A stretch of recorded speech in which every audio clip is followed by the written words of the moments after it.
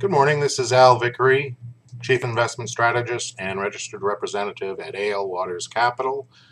We hope you're having a fine start to your day, and this is your video call for October 1st, Friday.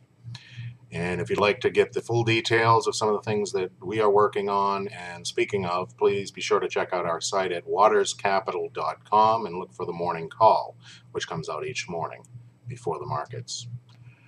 One major point we'd like to make today is where we feel that a lot of money managers went wrong during the financial crisis.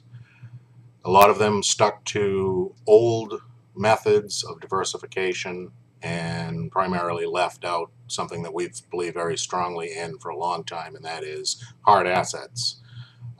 Oil has been kind of a separate trading scheme for some traders, but for the most part, a lot of money managers don't include that and precious metals and base metals in their portfolio balancing.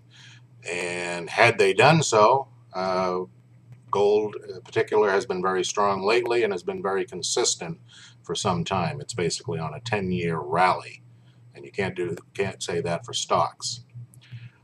In another area right now, something we're checking into a lot today is something called rare earth minerals. This is something that we let the Chinese kind of run away with in the past few years. Rare earth minerals are used in electronic products such as LCD screens and some things like that. And more importantly, what's becoming known or more readily known today is that smart bombs and some of the high-tech devices that the military uses also use some of these rare earth minerals. And what that has led us to check into and discover is the fact that Molycorp, ticker MCP, is actually the only U.S. manufacturer that we can rely on. And shares have been rising quite a bit lately, about 6% yesterday, up again in the pre-market today, as more and more of the news pundits are starting to report on this little-known area. As far as today's markets go, the futures indicate a slight rise after yesterday's decline of about 42 points on the Dow. Gold is, of course, at new record highs once again. Some profit taking last night was replaced by some strong buying again this morning, and we're at about 13.15 in the early hours. We do expect stocks to level off during the day. Gold will continue.